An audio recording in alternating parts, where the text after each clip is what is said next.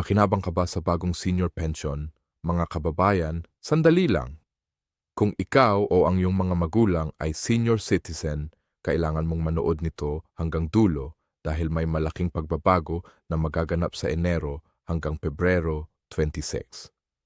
Alam mo ba na may bagong listahan na at baka ikaw o ang iyong mahal sa buhay ay kasama na dito? Hindi na ito biro-biro dahil opisyal na ang announcement at maraming senior citizens ang makakatanggap ng pensyon na matagal nang hinihintay. Sa video na ito, ibibigay ko sa inyo ang kumpleto at detalyadong impormasyon tungkol sa sino-sino ang kwalipikado sa bagong pension program. Magkano ang matatanggap mong buwan ng pensyon? Paano mag-apply? At ano ang mga requirements? Kailan magsisimula ang distribution? Ano ang mga deadline na dapat mong tandaan? Hindi ka dapat magpahuli dahil limited lang ang slots at may specific na deadline ang application. Marami ng seniors ang nag-aabang at baka malate ka pa. Kaya mga ka-YouTube, kung gusto mong malaman kung kasama ka sa listahan at paano makakakuha ng benepisyo na ito, manatili at panoorin ang buong video. At huwag kalimutan, kung nakatulong sa o ang video na ito, paki-like at i-subscribe para sa mas maraming updates tungkol sa senior benefits at programs. Mga kababayan, magandang araw sa inyong lahat. Ako nga pala si Your Name at welcome sa channel na ito kung saan kami ay nag-o-update ng mga pinakabagong balita tungkol sa government benefits, pension programs at lahat ng dapat ninyong malaman para sa inyong kinabukasan at sa kinabukasan ng inyong pamilya.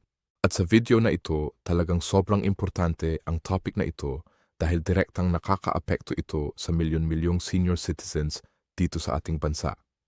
Alam ko na marami sa inyo ay naghihintay na ng mahabang panahon para sa update na ito. Ilang taon na rin nating pinag-usapan ang bagong pension program para sa ating mga senior citizens. At ngayon, opisyal na po ito. Hindi na ito chismis. Hindi na ito chismis sa kanto kundi tunay na balita na galing mismo sa gobyerno. Ang bagong senior pension program ay ipapatupad na simula Enero hanggang Pebrero 2626 at kailangan nating maging handa dahil maraming requirements at proseso ang dapat nating sundin para makasiguro na makakakuha tayo ng benepisyong ito. Pero bago tayo magpatuloy, gusto ko munang linawin kung ano ba talaga ang ibig sabihin ng bagong pension program na ito. Marami kasi akong nababasa sa comments at sa mga messages na natatanggap ko na may confusion pa rin. May mga nagsasabi na ito raw ay replacement sa existing pension. May nagsasabi naman na ito ay additional. Kaya hayaan ninyong i-explain ko ng maayos at detalyado para walang kalituhan. Ang bagong senior pension program na ito ay bahagi ng Expanded Social Protection Program ng gobyerno para sa ating mga nakatatandang kababayan. Ito ay isang supplementary benefit. Ibig sabihin, dagdag po ito sa existing benefits na natatanggap na ng ating mga seniors. Kung meron na kayong tumatanggap na GSI pension, SSS pension, o iba pang government pension, patuloy pa rin kayong makakatanggap niyan. Ang bagong program na ito ay para sa mga senior citizens na hindi pa covered ng major pension programs o kaya naman ay may kulang pa sa minimum threshold na itinakda ng gobyerno para sa dignified living ng ating mga matatanda. Ngayon, pag-usapan natin kung sino ba talaga ang qualified dito. Una sa lahat, dapat kayo ay 60 taong gulang at higit pa. Ito po ay strict requirement at walang exemption dito. Kahit 60 taong gulang ka pa lang ngayong taon, basta magiging 60 kaon or before December 2025, qualified ka na para sa program na ito. Pangalawa, kailangan mo ng valid senior citizen ID. Alam kong marami pa ring seniors na walang ID, kaya kung wala ka pa, kailangan mo mag-apply sa Office of Senior Citizens Affairs sa inyong munisipyo o City Hall. Madali lang naman ang proseso at karamihan ng LGU ay may express lane na para sa seniors. Pangatlo, kailangan mong permanenteng nakatira dito sa Pilipinas. Hindi kasama dito ang mga OFW seniors or yung mga nakatira na permanently sa ibang bansa. Ito ay exclusively para sa mga seniors na dito mismo nag-reside at nag-contribute sa ating ekonomiya. Pang-apat, hindi ka dapat regular beneficiary ng GSS or SSS pension na umaabot na sa minimum threshold. Ano ba ang minimum threshold na yan? Currently, ang threshold ayaw buwanan. Ibig sabihin kung ang combined pension mo mula sa lahat ng sources ay hindi pa umaabot ng 5,000 buwanan, qualified ka para sa supplementary pension na ito. Pero may additional requirements din tayo na kailangan ninyong alamin. Kailangan ninyong mag-submit ng proof of residency, pwedeng barangay certificate, utility bills o kahit anong dokumento na magpapatunay na kayo ay naninirahan sa address na inyong ilalagay sa application. Kailangan din ng valid government-issued ID bukod sa senior citizen ID ninyo. Pwedeng postal ID, PhilHealth ID o kahit national ID kung meron na kayo at kailangan ng accomplished application form na makukuha ninyo sa DSWD office o sa online portal ng government. Ngayon, pag-usapan naman natin ang pinakahinihintay ng lahat. Magkano ba ang matatanggap natin dito? Based sa latest advisory ng DSWD, ang basic monthly pension ay pero hindi po dyan nagtatapos. May additional allowances pa na pwede ninyong makuha depende sa inyong situation. Kung kayo ay solo senior, ibig sabihin walang anak na tumutulong o walang legal guardian na may income. May additional 1,000 kayo. Kung kayo ay may disability or may chronic illness na nakacertify ng licensed physician, may another 1,000 allowance. At kung kayo ay nasa 4th class o 5th class municipality, may dagdag PH 500 para sa cost of living adjustment. Kaya tignan ninyo kung ikaw ay solo senior na may disability at nakatira sa remote area. Ang total monthly pension mo ay pwedeng umabot ng PH 5,000 tiles at PH 5. Hindi ito malaking halaga para sa iba pero para sa maraming seniors na walang regular income, ito ay napakalaking tulong. Isipin ninyo na lang PH 5,000 kada buwan. Yan ay PH 5,000 sa isang taon. Pwede na yan pambili ng maintenance medicine, pambayad ng bills o kahit pang emergency fund lang. Pero tandaan natin, ang pension na ito ay hindi automatically matatanggap. Kailangan ninyong mag-apply at very important na sundin ninyo ang tamang proseso at deadline. Ang application period ay magsisimula ng Enero 26 at magtatapos ng Pebrero 2026. Ibig sabihin, meron lang kayong 2 buwan para mag-apply. Pagkatapos ng Pebrero 28, hindi na tatanggapin ang late applications for the first batch. Baka may second batch pa later in the year. Pero hindi guaranteed yan, kaya mas mabuti nang sumali kayo sa first batch para sigurado. Paano ba mag-apply? Merong 2 paraan. Una, pwede kayong pumunta personally sa DSWD office sa inyong area. Dalhin lang ninyo lahat ng required documents. Fill up the form, submit, tapos antayin na lang ang confirmation. Usually, makukuha ninyo ang confirmation within 3 to 5 working days kung kompleto ang documents ninyo. Pangalawa, pwede din kayong mag-apply online through the DSWD portal. Pero kailangan ninyong mag-register muna ng account, upload ang scanned copies ng documents ninyo at fill up ang online form. Mas convenient kung ayaw ninyong pumila sa office pero kailangan ninyong may access sa computer o smartphone at may internet connection. Maraming seniors ang natatakot sa online application. Hindi nila alam paano pero huwag kayong mag-alala. Maraming barangay ngayon ay nag-o-offer ng assistance para sa online applications. Pwede kayong lumapit sa barangay hall ninyo at magtanong kung may available assistance. Usually may mga youth volunteers o barangay staff na tumutulong sa seniors para sa ganitong proseso. At kung meron kayong mga apo o mga anak, pwede din ninyong hilingin sa kanila na tulungan kayong mag-apply online. Ngayong napag-usapan na natin kung paano mag-apply, pag-usapan naman natin kung kailan kayo makakatanggap. According to the implementation timeline, ang first batch ng beneficiaries ay makakatanggap na ng pension by March 2026. Ibig sabihin, kung nag-apply kayo ng January by March, meron na kayong pension.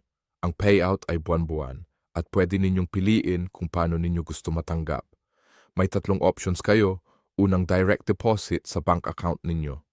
Ito ang pinaka-convenient kung meron kayong existing bank account. Pangalawa, through Land Bank o DBP Cash Card na ibibigay sa inyo ng DSWD. Ito ang para sa mga walang bank account. At third, through partner remittance centers. Kung nasa remote areas kayo na walang bank branches, ang maganda dito walang maintaining balance ang cash card at walang transaction fee kung gagamitin ninyo sa ATM ng Land Bank o DBP. Kaya kahit malayo kayo sa city centers, may access pa rin kayo sa pera ninyo at every month automatically credited na ang pension ninyo. Hindi na kayo kailangan pumila o mag-claim physically unless problema sa card ninyo. Pero syempre, bilang responsible citizens, kailangan din nating pag-usapan ang mga obligations natin bilang beneficiaries. Una, kailangan nating i-update ang DSWD every year kung may changes sa ating status. Halimbawa, kung nag-start ka na makatanggap ng SSS pension na umaabot na sa threshold, kailangan mong i-report yan para ma-adjust ang benefits mo. Pangalawa, ang pension na ito ay strictly para sa personal needs ninyo. Hindi pwedeng ibenta, ipahiram, or i-transfer sa ibang tao. At pangatlo, kailangan ninyong mag-resertive every year na kayo ay buhay pa at qualified pa rin. Ito ay para maiwasan ang fraud at para masiguro na ang pondo ay napupunta talaga sa mga nangangailangan. Alam ko na may mga nag-aalala dyan na baka hindi sila ma-approve or baka may magiging problema sa application nila. Kaya gusto kong ibahagi sa inyo ang common reasons kung bakit nare-reject ang applications. Unang dahilan, incomplete documents. Kaya very important na double-check ninyo lahat bago mag-submit. Pangalawang dahilan, hindi tugma ang information sa ID at sa application form. Halimbawa, iba ang spelling ng name sa senior citizen ID ninyo compared sa birth certificate. Kaya siguraduhin ninyo na consistent lahat ng documents ninyo. Pangatlong dahilan, hindi nakapag-submit within the deadline. Kaya ulitin ko, Enero 2 hanggang Pebrero, 28 lang ang window ninyo.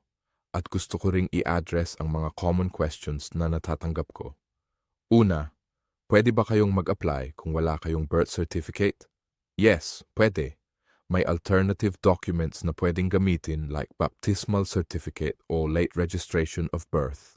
Pangalawa, ano mangyayari kung namatay ang beneficiary?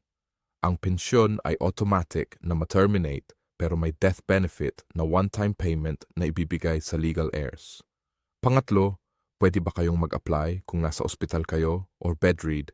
Yes, may provision para sa representative application pero kailangan ng special power of attorney at medical certificate. Marami rin akong naririnig na nag-aalala sa sustainability ng program. Totoo bang matagal itong tatagal o baka after isang taon mawala na?